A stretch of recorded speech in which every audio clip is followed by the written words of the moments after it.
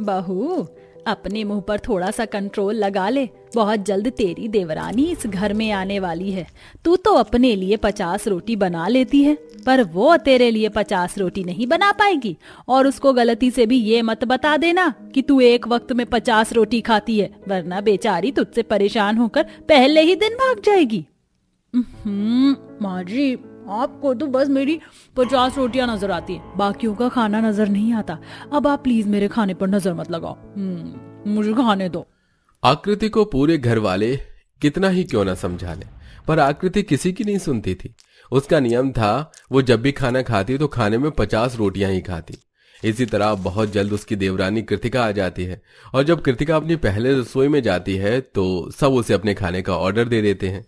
भाभी, मुझे तो सादा दाल चावल भी मिल जाए तो भी मैं खुश हूँ, पर हाँ, पापा के लिए खीर जरूर बना देना। पापा को खीर बहुत पसंद है, और रोटी भी बना ही देना। इस घर में है ही कोई जिसे रोटी बहुत पसंद है। और वो कोई और नहीं देवरानी जी, बल्कि तुम्हारी जेठानी ही है, यानी कि मैं। अच्छा, हम लोग चलते हैं, तुम आराम से अपनी पहली रसोई का खाना बनाओ। इतना बोलकर सब वहां से चले जाते हैं, और कृतिका अकेली रसोई में खाना बनाती है। कुछ ही देर बाद आकृति रसोई में आती है और अपनी देवरानी से कहती है, अरे देवरानी जी, अभी तक आपका खाना नहीं बना। भूख के मारे मेरी जान जा रही है। पेट के चूहे कहीं कूद कर बाहर ना आ जाए। जल्दी से खाने के लिए मुझे कुछ रोटी दे दो, वरना मैं यहीं दम तोड़ दूंगी।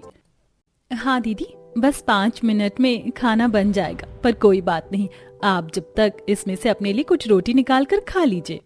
इस तरह आकृति रोटी का डलिया अपनी जेठानी को पकड़ाकर रसोई के दूसरे कामों में लग जाती है। और जब वो खाना बाहर ले जाने के लिए रोटी देखती है तो वो देखती है कि 15 से 20 रोटी अकेली उसकी जेठानी खा चुकी है। जेठानी जी, मैंने 15-20 रोटी बनाई थी, क्या आपने अकेली वो सारी खा ली हैं? देवरानी जी, तुम तो ऐसे बोल रही हो जैसे कि मैंने 1000 रोटी खा ली हूँ। अरे 15-20 रोटी से मेरा क्या होगा, ये तो मेरे दांतों में ही फंसा हुआ है। जल्दी से थोड़ी सी रोटियां और बना लो, मेरे लिए भी और पूरे परिवार वालों के लिए भी। अच्छा, मैं बाहर डाइनिंग टेबल पर बैठी हूँ, जल्दी रोटी ले आओ। इनका पेट है या कुआं जो भरने का नाम ही नहीं ले रहा? आखिर ये एक बार में इतनी रोटियां कैसे लपेट लेती हैं? कृतिका मुंह बनाकर एक बार फिर से 15 से 20 रोटी बनाती है, और जैसे ही वो खाना बाहर लेकर आती है वो सारी रोटी भी आकृति खा जाती है और अपनी देवरानी से कहती है, देवरानी जी, किश्तों में रोटी क्यों बना रही हो? मैंने तुम्हें कहा था ना इस बार ज्यादा रोटी बनाना। देखो, मेरा अभी पेट नहीं भरा, घर वालों का तो सवाल ही पैदा नहीं होता। छोटी बहू ने रोटियां कम नहीं बनाई, बल्कि तू ही भैंस की तरह चरती जा रही है। अपने खाने पर लगाम लगा, वरना भगवान तेरी जिंदगी की डोर पर लगाम लगा देंगे। छोटी भाभी, ये तो कुछ नहीं है। आप नहीं जानते, पर हमारी बड़ी भाभी अकेले ही 50 रोटी निगल जाती और डकार भी नहीं मारती। माँ जी, आप सब क्या चाहते हैं? क्या मैं पेट भरकर भी खाना ना खाऊं? अरे बहू, रहने दे, हम तेरे खाने पर नजर नहीं लगा रहे। हम बहुत अच्छे से जानते हैं तूने टारगेट सेट कर रखा है अपना वजन 100 किलो करने का। और देखना, 1 महीने बाद जब तू वजन करने के लिए मशीन पर खड़ी होगी ना, तो बेचारा मशीन ही टूट जाएगा तेरे वजन से। समझ गई, इस घर में हर किसी को मेरी 50 रोटी खाने से दिक्कत है, पर मैं तो 50 रोटियां ही खाऊंगी। मैं भी देखती हूँ कौन मुझे खाना खाने से रोकता है। कृतिका अपनी पहली रसोई में अपनी जेठानी के लिए इतनी सारी रोटी बनाते बनाते थक जाती है। अब इसी तरह कुछ दिन बीत जाते हैं, और एक दिन, माँ जी, मेरे बस की नहीं है जेठानी जी के लिए 50-50 रोटियां बनाना। मैं सारा खाना बनाऊंगी, पर जेठानी जी के लिए 50 रोटियां नहीं। उनसे कहो वो अपने लिए खुद रोटियां बनाए, क्योंकि मेरी बस की नहीं है उनके लिए 50 रोटियां बनाना। और फिर सभी घर वालों के लिए भी अलग से रोटी बनाना। अरे इसके लिए माँ जी से क्यों शिकायत कर रही हो? तुम्हें मेरे लिए 50 रोटी बनाने में दिक्कत हो रही ना? देखो, मैं तुम्हें रोटियां बनाकर दिखाती हूँ कैसे मैं कुछ ही देर में अपने लिए 50 रोटी और उसके बाद पूरे घर वालों के लिए भी अलग से रोटी बनाती हूँ। दीदी, आप ही बना सकती हो 100 रोटियां, मेरे बस की नहीं है। आपका काम आप ही को साझे। कृतिका रोटी बनाने से अपना पीछा छुड़ा लेती है, और आकृति अपने लिए 50 रोटियां, साथ ही साथ पूरे घर वालों के लिए भी रोटियां बनाती है।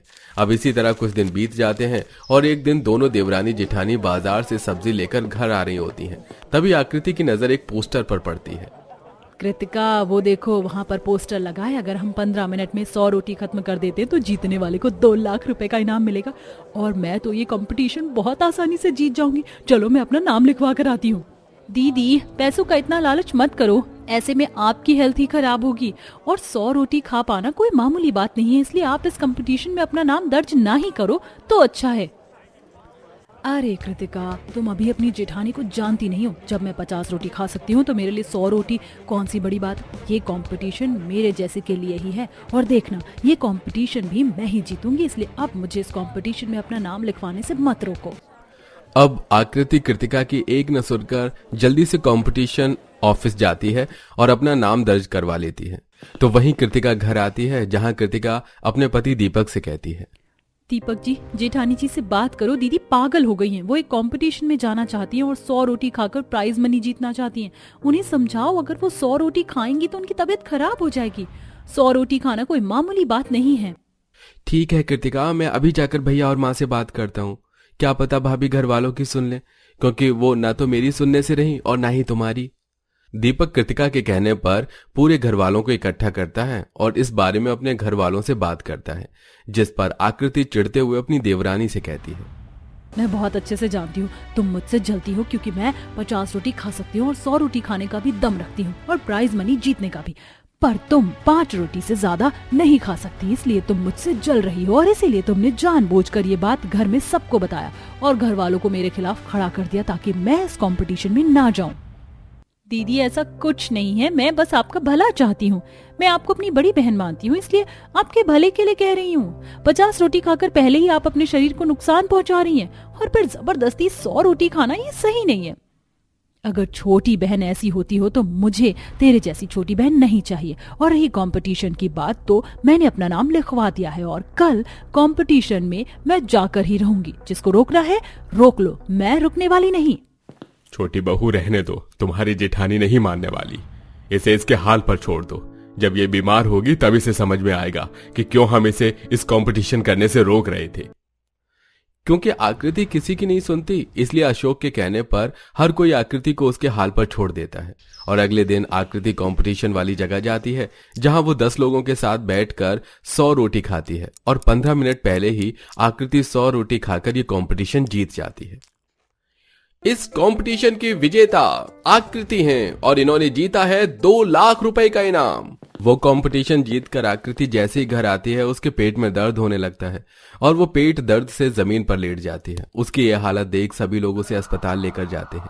इलाज में पैसे कम पड़ते हैं तो वो जीते हुए पैसों से उसका इलाज करवाते हैं।